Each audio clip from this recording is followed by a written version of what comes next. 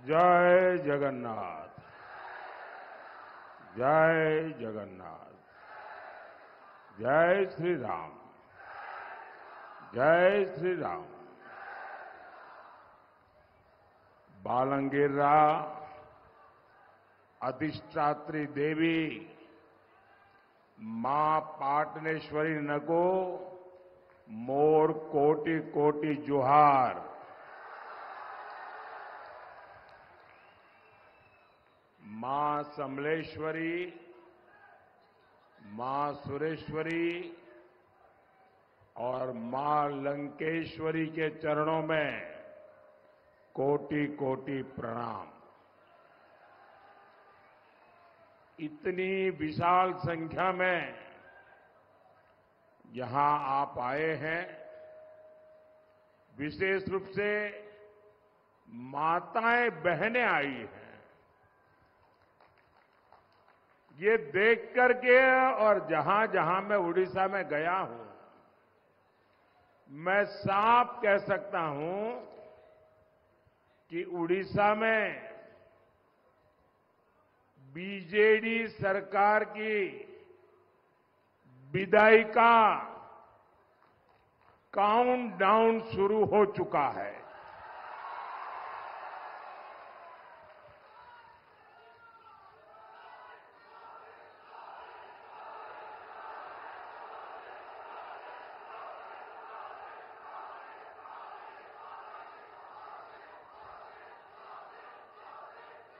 पूरा उड़ीसा एक सुर में कह रहा है, उड़ीसा रे प्रथम तर है डबल इंजन सरकार।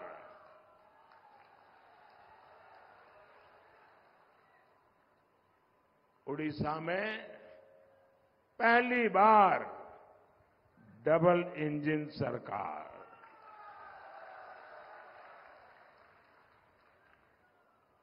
भाइयों और बहनों, आप मुझे एक बात बताइए, ये उड़ीसा मोदी प्रधानमंत्री बना, उसके बाद उड़ीसा का जन्म हुआ क्या? मेरा सवाल समझे आप? ये मोदी का बाद उड़ीसा आया क्या? पहले था कि नहीं है?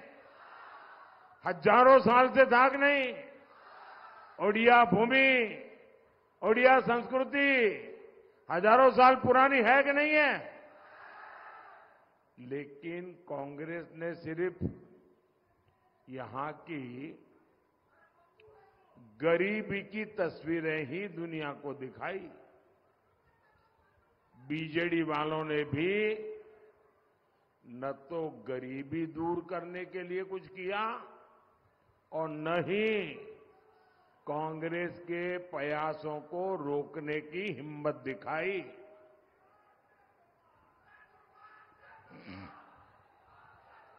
लेकिन साथियों,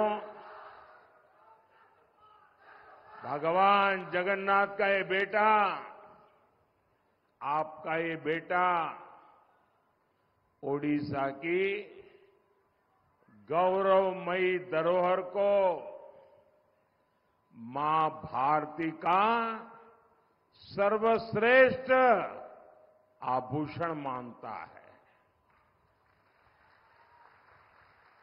साल 2022 में हमने बलांगीर के ही नरसिंह प्रसाद गुरु जी को पद्म सम्मान दिया। आप देखिए, इस वर्ष भी 4 ओडिया कलाकार विनोद कुमार पसायत जी, भागवत प्रधान जी, गोपीनाथ जी स्वयं जी और विनोद महाराणा जी, इनको पद्म पुरस्कार दिया गया है, क्योंकि इन्होंने ओडिया कला संस्कृति की सेवा की है। जब दिल्ली में G20 सम्मेलन हुआ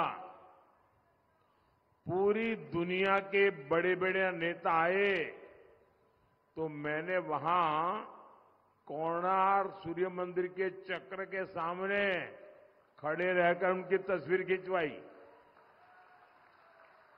और आज दुनिया के ये बड़े बड़े नेताओं के घर में ये कोणार्क के सूर्य चक्र वाली तस्वीर है, पूरी दुनिया में है। ये हमारी सरकार है जिसने ओडिया वीरता के प्रतीक पाइका संग्राम के मेमोरियल को स्वीकृति दी। हमारी सरकार ने पाइका संग्राम के सम्मान में एक सिक्का और डाक टिकट भी जारी किया। और सबसे बड़ी बात, ये भाजपा की सरकार है जिसने पहली बार एक आदिवासी बेटी को देश का राष्ट्रपति बनाया।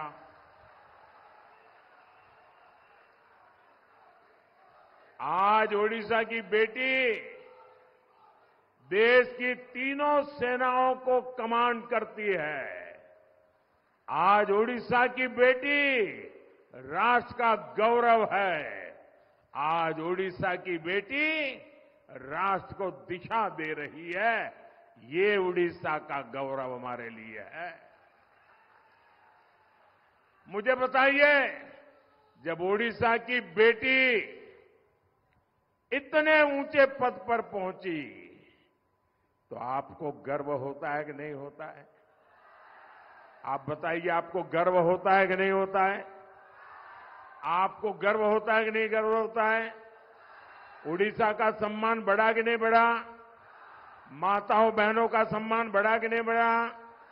आदिवासी समाज का सम्मान बढ़ा कि नहीं बढ़ा? ये किसने किया? किसने किया? किसने किया? किसने किया भाई? किसने किया? अरे आपका जवाब गलत है। ये मोदी ने नहीं किया, ये आपके एक वोट ने कर दिया है। आपने वोट देकर के मोदी को बिठाया, इसके कारण उड़ीसा का गौरव पूरी दुनिया में हो रहा है। ये आपके वोट की ताकत है। मोदी तो निमित्त है। देश की हर मां, बहन, बेटी को इसका गर्व है। भाई और बहनों, ओडिशा के लोग बहुत ही स्वाभिमानी होते हैं।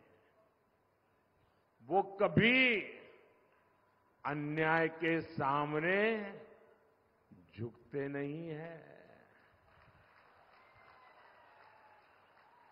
जब भी मैं उड़ीसा के बारे में सोचता हूं, मुझे जयी राजगुरु, बक्सी जगबंधु, वीर सुरेंद्र साईं, ऐसे महापुरुषों का स्मरण होता है। मैं चंद्रशेखर बेहरा और उत्कलमणि गोपाल बंधु दास, ऐसे महान व्यक्तियों को याद करता हूं। मैं शहीद बाजी राउत और उनके साथियों को याद करता हूं। मैं डॉक्टर हरिकृष्ण मेहताब और बीजी बाबू को याद करता हूं। मैं उस भूमि के सपूत महाराजा राजेंद्र नारायण सिंह देव जी को भी स्मरण करता हूं। इन सभी ने कभी उड़ीसा के सिद्धांतों और इसकी अस्मिता से समझौता नहीं किया। आज ये लोग उड़ीसा की स्थिति देख करके क्या सोचते होंगे? उनके आत्मा पर कितनी बीतती होगी, कितने दुखी होती होगी उनकी आत्मा। आज उड़िया संस्कृति संकटों में घिरी हुई है। उड़िया अस्मिता कैसे बचेगी? हम उड़िया अस्मिता को किसी के यहां गिरवी नहीं रख सकते हैं दोस्तों।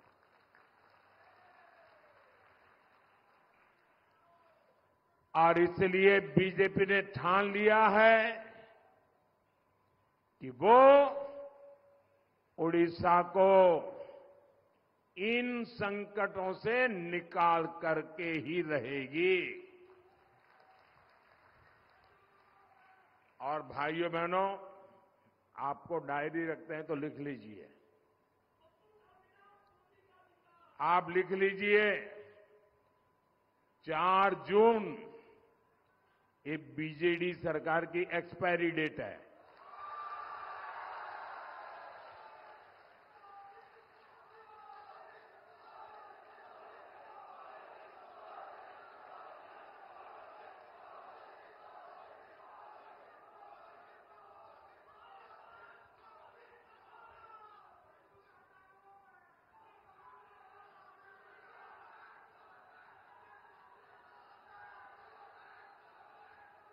और मैं आपको अभी से निमंत्रण देता हूं, आप लिख के रखिए। ये मोदी आपको निमंत्रण देने आया है। 10 जून को आपको भुवनेश्वर आना है। क्यों 10 जून को भुवनेश्वर क्यों आना है? क्यों आना है? 10 जून को भुवनेश्वर में बीजेपी का मुख्यमंत्री शपथ लेने वाला है। और ये भी लिख रखिए, भुवनेश्वर में भाजपा का मुख्यमंत्री बनेगा और वो बनेगा जो उड़िया भूमि में जन्मा है, जो यहां की संस्कृति को जीता है, जो भगवान जगन्नाथ के चरणों में बड़ा हुआ है, वो ही। और एहा हेउशी मोदी गारंटी।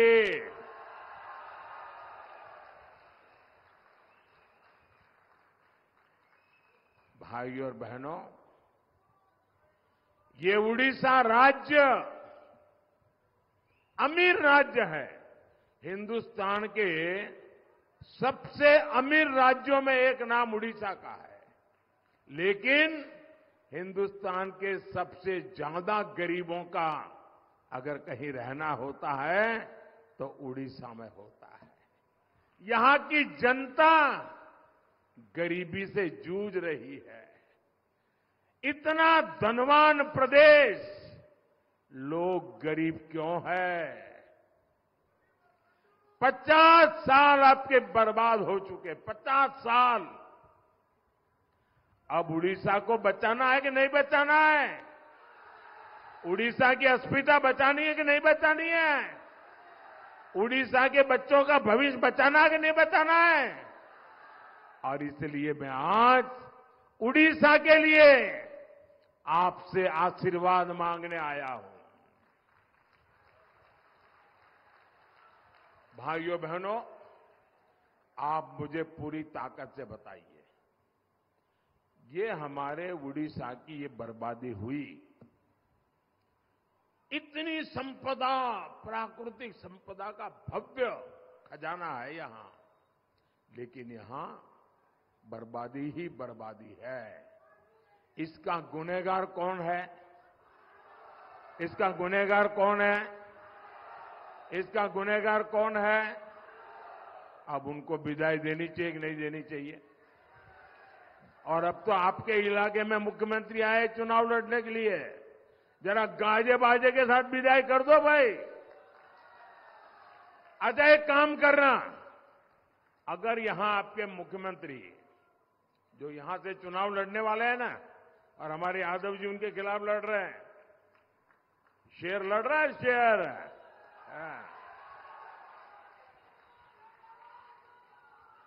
एक काम करना भाई, जब नवीन बाबू अगर गलती से भी यहां चुनाव प्रचार के लिए आ जाए और अगर आपके नसीब में उनको मिलना हो जाए, क्योंकि वो किसी को मिलते नहीं है, लेकिन अगर आपका मिलना हो जाए तो उनको पूछिए कि आप जहां से चुनाव लड़ रहे हैं,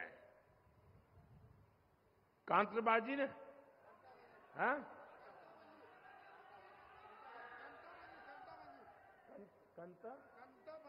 कंत्राबाजी, कंत्राबाजी, ये कंत्राबाजी से चुनाव लड़ रहे हैं। उनको एक प्रश्न पूछोगे मेरी तरफ से?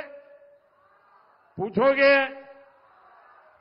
नहीं पूछोगे भाई, 25 साल तक नहीं पूछा आपने, इसलिए आपकी ये हालत हुई है। उनको एक सवाल पूछना कि आप कांताबाजी से चुनाव लड़ रहे हैं, वहां के बिना कागज लिए, हाथ में कागज नहीं रखना है, बिना कागज लिए 10 गांवों के नाम बोल दीजिए, बस इतना पूछ लीजिए। वे 10 गांवों के नाम नहीं बता पाएंगे जी।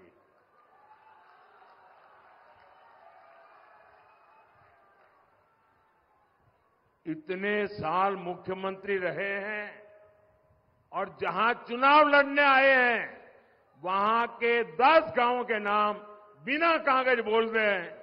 आप देखिए साहब, वो यहां की जमीन से कटे हुए हैं, वो आपसे कटे हुए हैं, वो आपके दुख नहीं जानते, वो आपके सपनों को नहीं समझते हैं, वो आपके सामर्थ्य को नहीं जानते हैं।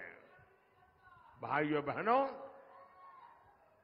और इसीलिए हमारा उड़ीसा इतना धनवान होने के बाद भी यहां के लोग गरीब हैं। मेरे गुजरात में इतने उड़िया लोग रहते हैं, मैंने इनमें इतनी ताकत देखी है, इतना सामर्थ्य देखा है, इतने प्रतिभावान लोग हैं। मेरे गुजरात की आन बान शान बढ़ाने में काम कर रहे हैं, वो तो उड़ीसा के लिए बहुत कुछ कर सकते हैं भाई। आपने करीब 25 साल तक बीजेडी को अवसर दिया। बीजेडी नेताओं के पास बंगले हो गए, गाड़ियां आ गई, लेकिन यहां से नौजवान दादन के लिए मजबूर है, पलायन के लिए मजबूर है।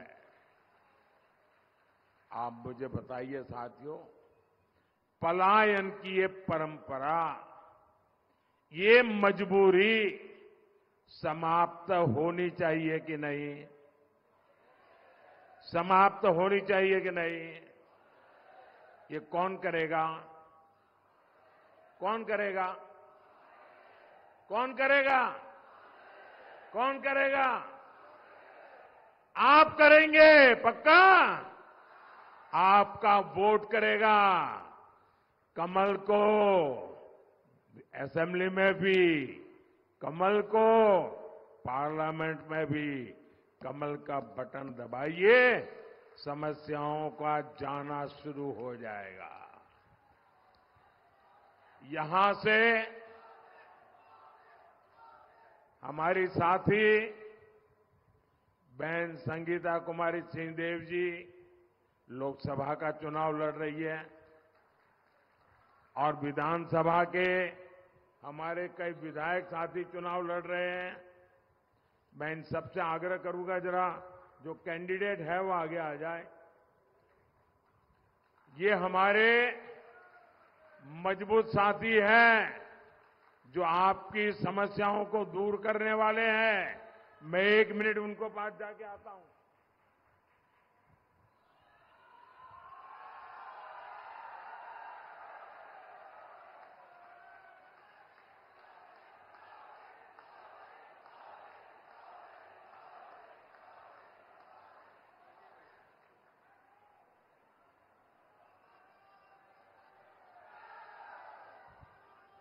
इनमें सबको जो असेंबली लड़ रहे हैं उनको एमएलए बनाइए और जो पार्लियामेंट लड़ रहे हैं उनको एमपी बनाइए और आप देखिए, आपके देखते देखते ही बदलाव साफ साफ नजर आना शुरू हो जाएगा। साथियों, बीजेडी की सरकार ने किसानों के साथ बहुत बड़ा धोखा किया है। यहां धान किसानों को अपना एमएसपी तक नहीं मिलता। यहां धान मंडीली घोटाला होता है। किसान का बहुत बड़ा हिस्सा कटनी छटनी में चला जाता है। 2200 रुपये के आसपास का एमएसपी तय है, लेकिन लोग बताते हैं कि 1600, 1700 रुपये में ही किसानों को मिल पाता है। 500-600 रुपया कट। इसलिए अब उड़ीसा भाजपा ने बहुत बड़ी घोषणा की है। उड़ीसा भाजपा ने कहा है, आप एक एक किसान को बताएंगे, एक एक किसान को बताएंगे। जरा हाथ ऊपर करके बताइए तो मैं बोलूं। एक एक किसान को बताएंगे, हर किसान को समझाएंगे। बीजेपी ने क्या वादा किया है? बीजेपी ने कहा है कि धान किसानों के पास से 3100 रुपया का, यानी जो 1500-1600 है, उसके सामने 3100 रुपये का एमएसपी धान किसानों को मिलेगा। भाइयों, डबल हो जाएगा। ये किसानों को बताओगे? अगर किसानों को नहीं बताओगे, वो तो फिर जैसे जीता है वैसा जीता रहेगा। तो इतना काम कर दोगे ना, भुवनेश्वर में सरकार बन जाएगी। और उनको ये भी बता दीजिए कि मोदी की गारंटी है कि बीजेपी की सरकार बनने के बाद जैसा ही आपका धान लेंगे, 48 घंटे में आपके खाते में सीधा पैसा जमा हो जाएगा। देखिए, आपने यहां उड़ीसा के बगल में छत्तीसगढ़ है। छत्तीसगढ़ में भी भाजपा ने गारंटी दी थी और पहले 30 दिन में ही ये गारंटी पूरी कर दी। यहां के किसानों को छोटे छोटे खर्चों के लिए चिंता ना करनी पड़े, इस पर भी भाजपा का ध्यान है। बालंगीर के करीब 2.5 लाख किसानों को पीएम किसान सम्मान निधि के 550 करोड़ रुपए मिले हैं। मोदी कटहल, प्याज ऐसी सब्जियां उगाने वाले किसानों को भी चिंता कर रहा है।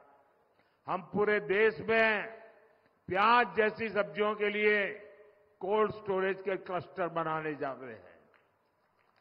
इसका फायदा यहां के सब्जी किसानों को होगा। साथियों, यहां बीजेडी की सरकार ने सिंचाई परियोजना में भी घोटाला किया है। कितनी ही परियोजनाएं यहां दशकों से लटकी हुई है। बीजेडी सरकार यहां ना तो सिंचाई का पानी दे रही है और ना ही रोजगार। उड़ीसा की जनता कब तक ऐसी जिंदगी जीती रहेगी? आपकी जिंदगी में बदलाव लाने की गारंटी मोदी देता है।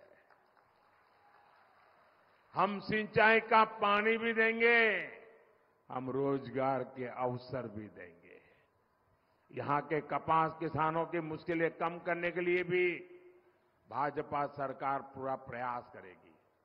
भाइयों और बहनों, जब तक यहां बीजेडी की भ्रष्टाचारी सरकार होगी, तब तक लाभार्थियों को पूरा हक नहीं मिल पाएगा।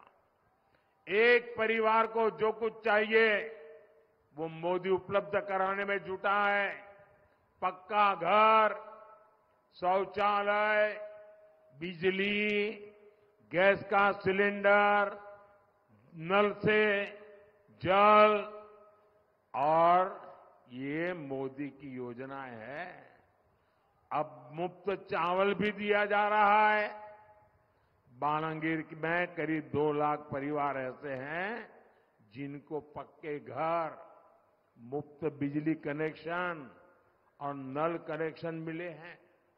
ये तब है जब यहां बीजेडी सरकार इन योजनाओं में लूट खसूट करती है। यहां भाजपा सरकार बनेगी तो हर लाभार्थी को पूरा लाभ मिलेगा।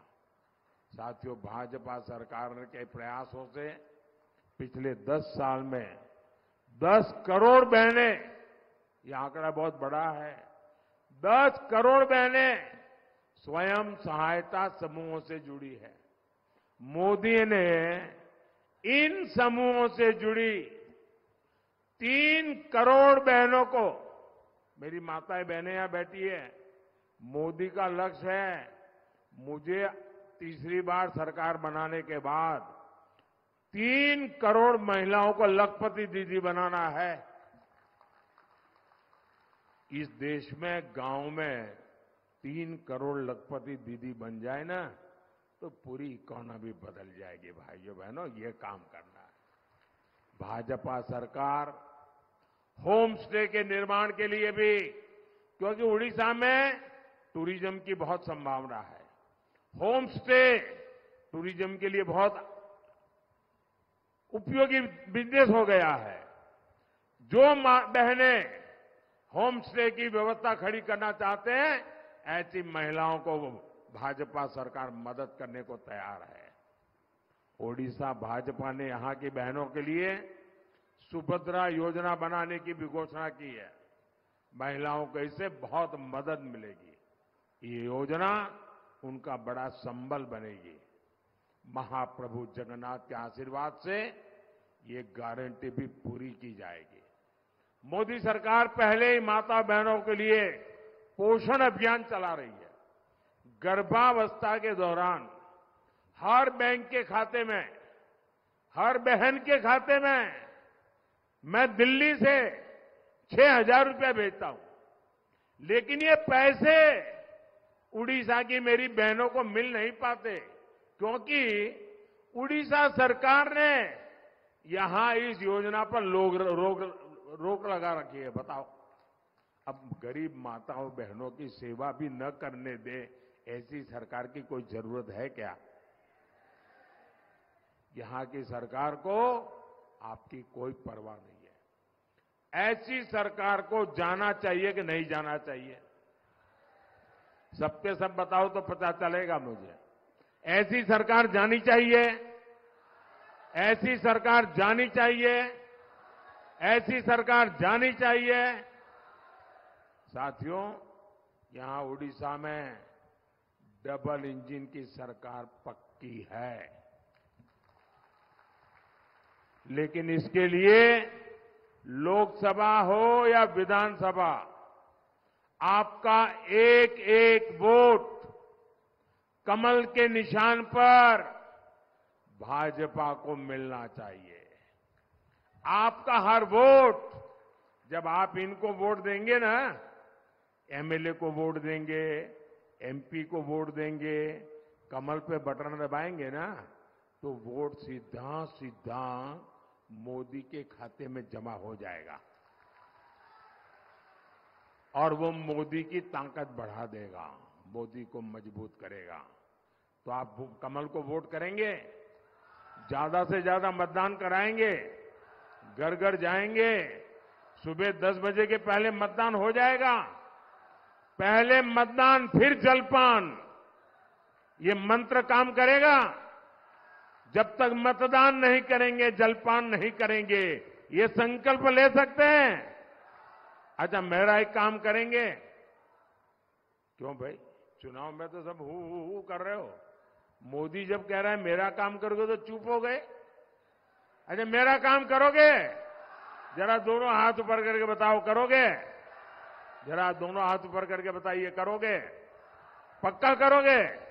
अच्छा, देखिए, यहां से ज्यादा परिवारों को जाकर के मिलिए और परिवारों को मिलकर के कहिएगा कि मोदी ने आपको, हर परिवार को कहना, मोदी ने आपको जय जोहार कहा है, जय जगन्नाथ कहा है। मेरा जय जगन्नाथ पहुंचा दोगे? हर परिवार में पहुंचा दोगे? मेरे नाम से पहुंचाना होगा, पहुंचाओगे? बोलिए मेरे साथ, भारत माता की, भारत माता की, भारत माता की। बहुत बहुत धन्यवाद।